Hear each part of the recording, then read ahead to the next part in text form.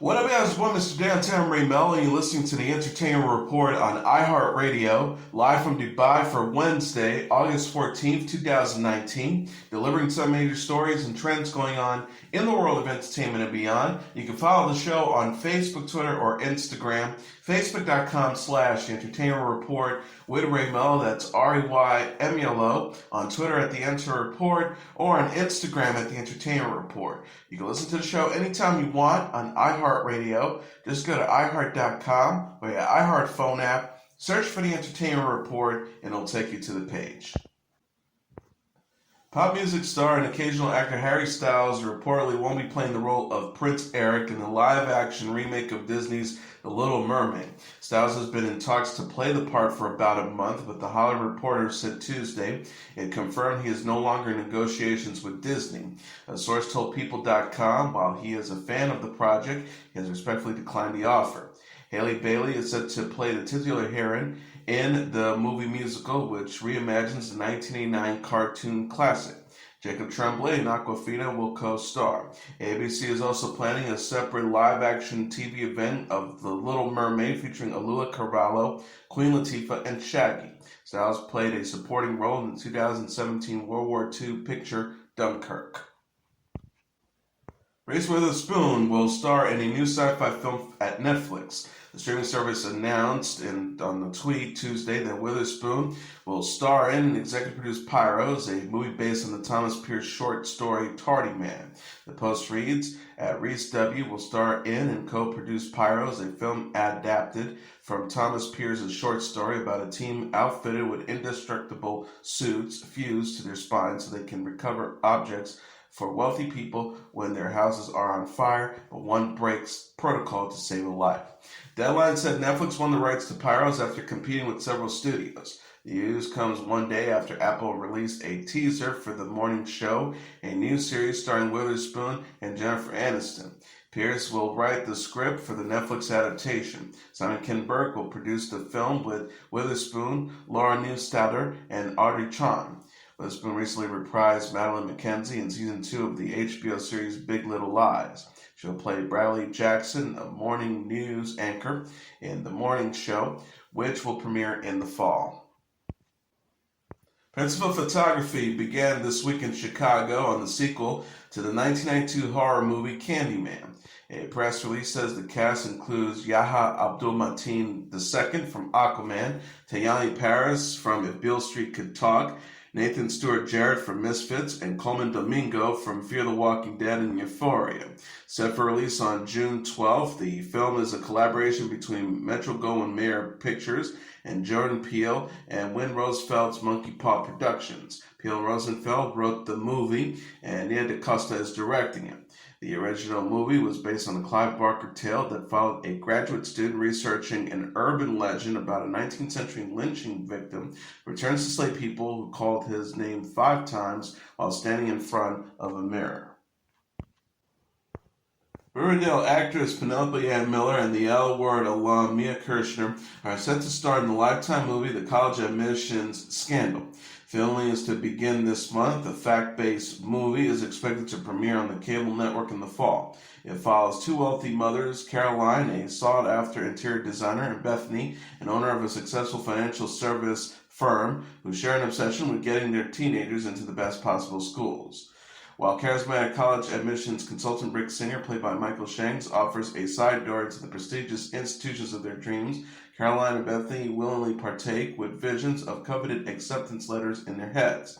But when Singer cooperates with the FBI and pleads guilty, the mothers who risk everything for their kids must face the consequences of their crimes and the loss of trust and respect from their families. The project is part of Lifetime's ripped from the headlines movie slate, which includes Escaping the Cult, a mother's fight to save her daughter, and Kauffman will direct The Bedwetter, an upcoming musical based on Sarah Silverman's life. Deadline confirmed Tuesday that Kauffman will direct the new off-Broadway musical, an Atlantic Theater Company adaptation of Silverman's memoirs, The Bedwetter. Playbill says previews begin April 25th, 2020 at Linda Gross Theater in New York. The musical will have a limited run through June 14th. The cast and creative team have yet to be announced. Silverman is writing the musical's book with Joshua Harmon and lyrics with former Fountain of Wayne member Adam Schillinger. Schillinger will also write the music. Kauffman's stage credits includes directing Belleville, Smokefall, and The Lucky Ones. She's a three-time Obie Award winner and won the 2018 Lortel Award for Outstanding Direction for the play Mary Jane. The Bedwetter, published in 2010, recounts Silverman's upbringing and comedic influences. Silverman cites Gary Shandling as her biggest influence and appeared in the HBO documentary The Zen Diaries of Gary Shandling in 2018. Kate Upton and Jimmy Fallon challenged themselves to mimic dance moves from a set of 1980s exercise videos on The Tonight Show. The model late-night hosts donned 80s-inspired workout clothes and tried their best to match what they were seeing on screen from the jazzercise instructors. The dance moves include high kicks and having to repeatedly jump up and down.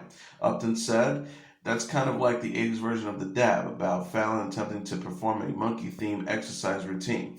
Upton and Fallon ended the challenge by paying homage to the 1983 film Flashdance. The pair energetically ran in places before they sat down to have a bucket of water poured onto them.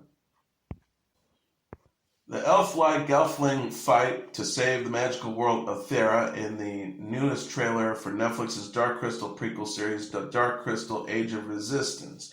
The clip released on Tuesday shows a group of heroic elfmen banding together and starting a rebellion in order to stop the evil emperor who will plunge Thera into the darkening. Age of Resistance, which features puppets from the Jim Henson Company, takes place before the events of the 1982 film The Dark Crystal, which was directed by Jim Henson and Frank Oz. The synopsis reads, "The lights, the fires of the resistance join Deet, Rian, and Bria on an epic quest to find hope in darkness, save Thera, and reveal their destiny. Nothing will ever be the same." Taron Egerton, Anya Taylor-Joy, Nathalie Emmanuel, Katharina Balfe, Helena Bonham Carter, Lena Headey, Benedict Wong, Awkwafina, Sigourney Weaver, Natalie Dormer, and Eddie Izzard star in the movie, or TV series rather. The Dark Crystal Age of Resistance will arrive with 10 new episodes on August 30th on Netflix. Netflix is also giving a first glimpse of Kerry Washington in its adaptation of American Son. The streaming service released a photo Tuesday on Twitter of Washington as Kendra Ellis Connor, a mother searching for her missing teenage son. The picture shows Kendra, played by Washington, experiencing a moment of grief as she sits in the waiting room of a police station. The series co-stars Stephen Pasquale as Kendra's estranged husband and Jeremy Jordan and Eugene Lee as police officers. The caption reads, "At Kerry Washington, at Steve Pasquale, and at Jeremy M. Jordan star in #American Son," premiering November 1st. Based on the acclaimed Broadway play, the story revolves around a couple piecing together the whereabouts of their missing son. American Son will premiere November 1st on Netflix after making its world premiere at the Toronto International Film Festival in September. Washington, Pasquale, Jordan, and Lee previously portrayed their roles in the Broadway version of American Son. The play debuted on Broadway in October and completed its run in January.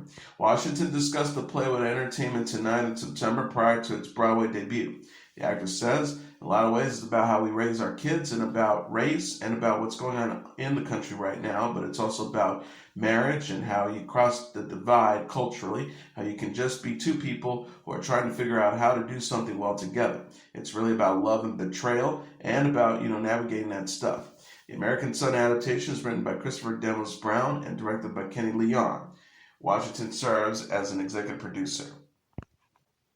Denis Leary has signed on to star in Fox's 6-part holiday comedy, A Moody Christmas. Leary tweeted Tuesday, "Merry Summer Christmas," along with the link to a story about the casting news.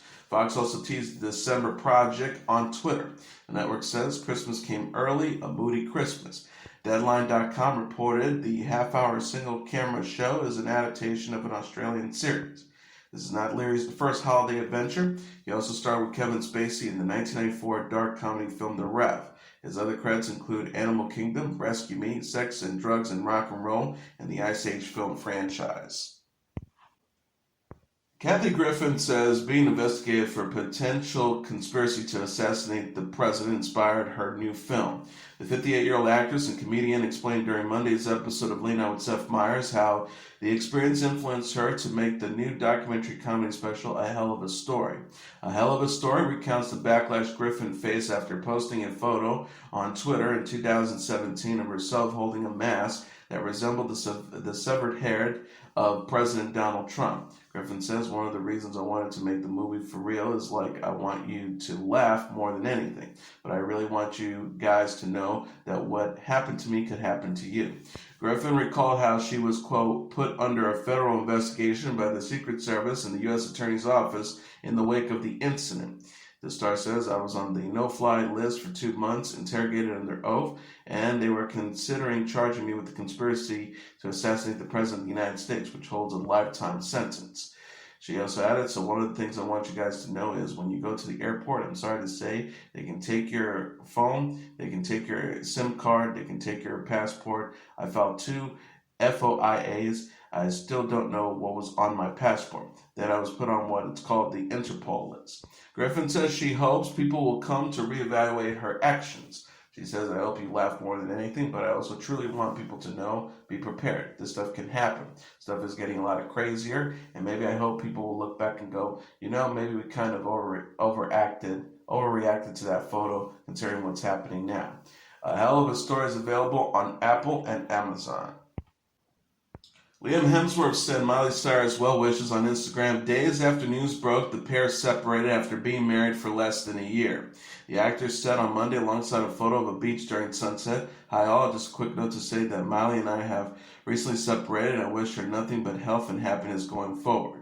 Hemsworth continued, this is a private matter and I have not made nor will I be making any comments to any journalists or media outlets. Any reported quotes attributed to me are false. Peace and love. Cyrus announced the separation on Saturday through her representative. The representative said in the statement, ever evolving, changing as partners and individuals, they have decided this is what's best while they both focus on themselves and careers. They still remain dedicated parents to all of their animals they share while lovingly taking this time apart. Please respect their process and privacy. Hemsworth and Cyrus tied the knot in December at their home in Franklin, Tennessee.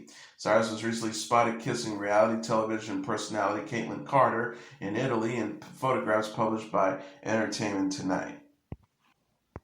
Reality television personalities Todd and Julie Chrisley have been indicted for alleged tax evasion and wire fraud, court documents said. NBC News said a federal grand jury in Atlanta issued Tuesday a 12-count indictment against the stars of Chrisley Knows Best. WSB-TV Atlanta reported the couple and their certified public accountant, Peter Tarantino, have been accused of using the production company 7C to hide their income from the IRS. Bijay Pak, the U.S. Attorney for the Northern District of Georgia, says, I want to make note here, just because you're rich and on a TV show doesn't mean that the law is not going to come get you when you commit a federal crime. Pak said they had a production company called 7C Productions, which was paid the fees that the television stations paid for the show. Of course, that was not declared as income in federal tax returns. In a lengthy Instagram post, the couple denied any wrongdoing and said the charges stem from the unethical practices of a former trusted employee. The Chrisley statement says, I won't go into details, but it involved all kinds of really bad stuff like creating phony documents, forging our signatures, and threatening other employees with violence if they said anything. Canadian music icon Alanis Morissette gave birth to her third child, she announced on Instagram. The Grammy Award-winning artist announced the August 8th birth of Winter Mercy Morissette Treadway on Monday with a black and white photograph of the infant swaddled in a blanket. It is her third child with rapper husband Melo Treadway. The couple, who married in 2010, also have an 8-year-old son, Ever Emir Morissette Treadway, and a 2-year-old daughter, Onyx Celeste Morissette Treadway. The 44-year-old singer-songwriter announced her pregnancy via Instagram in March with another black and white photograph, but this time showing off her baby bump while singing. During her pregnancy, Morissette frequently shared photos of her pregnancy journey, including some with her children and others while doning yoga or performing on stage. Grammy-winning singer-songwriter Jason Mraz has been named an ambassador for the Recording Academy's annual District Advocate Day. Billboard confirmed Tuesday the 42-year-old recording artist will serve as the first ever ambassador at the 6th annual event October 2nd. Mraz said in the statement, "As the people who write and record the nation's soundtrack, we have a responsibility to unite in support of one another and ensure that music is as a career and an art form is protected for the next generation of creators." He added, "Last year, we proved that advocacy works with the passage of the Music Modernization Act. We need to continue that momentum and resolve some of the outstanding issues to ensure proper compensation and protections for all music creators." District Advocate Day brings together music creators and members of Congress to discuss issues. Variety said about 2,000 Academy members will meet with members of Congress across the country. The 2019 agenda includes the passage of the CASE Act, which would create a small claims copyright court for independent artists and songwriters, and the establishment of a performance right on terrestrial radio. Recording Academy President Deborah Duggan says, "Behind each song, each note, each beat, there are tens of thousands of working musicians whose names you might not know, but who are directly impacted by the decisions made in Washington." She added, "Through District Advocate Day, we are working with music creators from coast to coast, putting them face to face with members of Congress, reminding them that music people are a vital part of their community and deserve to be represented, heard, and protected." Mraz is known for the singles "The Beauty Is Ugly," "I'm Yours," "I Won't Give Up," and "More Than Friends" featuring Meghan Trainor. He last released the album No in August 2018. Kate Pierson of the B-52s is touring with the band for its 40th anniversary and working on a new music from the band and is a solo artist. Pierson, is 71, is on the road with fellow founder of B-52s Fred Schneider and Cindy Wilson, as well as more recent additions Ken Murari, Tracy Wilmsworth, Sterling Campbell, and Craig Surin to commemorate the 40th anniversary of their self-debut album. The singer told UPI in a recent interview that the band finds ways to keep its performances feeling fresh after 4 decades of touring. She says, "We've mixed it up. Sterling, our drummer, has added a little thing in the middle of Love Shack where we go kind of into Low Rider." She says the band will try to change the set list, bring up some things that we haven't been playing for a long time. "I know our manager definitely wants us to play Devil in My Car. It's his favorite song, so maybe we'll throw that one in there." Pierson says the biggest factor in keeping the band engaged is the audience. She says, "We just did a European tour and just got so excited. It's all ages and people just loving it. It is as much excitement as when we first came out, of course. The crowds are bigger, but as much excitement as we got during Cosmic Thing. People just really having a great time. So it's good to see that, and it energizes us. It keeps us going." Pierson says fans who have been waiting for new music since 2008's Funplex might not have to wait for long. She says, "We're planning to write a couple of new songs for a box set that Rhino's going to be putting out, and we're also going to hopefully include some underground material from the vault, maybe some alternative tracks too. There's another version of Love Shack, so that might be fun to dig up and put there." The singer says she's also working hard on her second solo album, follow-up to 2015's Guitars and Microphones. She says, "I have all the songs done. I'm just waiting until after the tour to really launch it, and I'm planning to release a song called The Great Invisible Wall with Alex Sintek, a Mexican artist, and it's about the wall, but a figurative wall." Pierson and the B-52s have made a political advocacy as a larger part of their careers, doing work to promote LGBTQ rights, as well as to benefit organizations, including Planned Parenthood and PTA, although its music is only occasionally political. Pierson says the secret to the B-52's longevity as a band is the strong bonds of friendship formed over the years. She says, "We still hang out together sometimes. We used to live in a house together at first, which is not a good idea, but we're really good friends still." Pierson says, "We text each other and talk on the phone sometimes. I talk to Keith Strickland quite a lot," referencing to the B-52's former guitarist who remains an official member of the group and no longer tours. Pierson says the band's favorite songs to play are always changing. She says, "We're going to add Juliet of the Spirits to our set list. It's always good to add something we haven't done in a long time. But I still think it's fun to do Rock Lobster because there's something about that guitar riff that just makes you want to dance. And that and Love Shack just really gets you moving." Pierson says her own musical tastes are eclectic, but she doesn't much care for modern pop songs. She says, sometimes I listen to top 10s. That's usually drives me nuts, but I like to keep it with what's happening. The one hit song that I really like is Old Town Road. There have been very few number one songs that I really like, but that are pop hits, but I actually love that song. In addition to the Lil Nas X song, Pierson also enjoys a wide variety of world music and independent artists, which she says often comes to her attention through an unusual means. The B-52s North American tour runs through March 8th.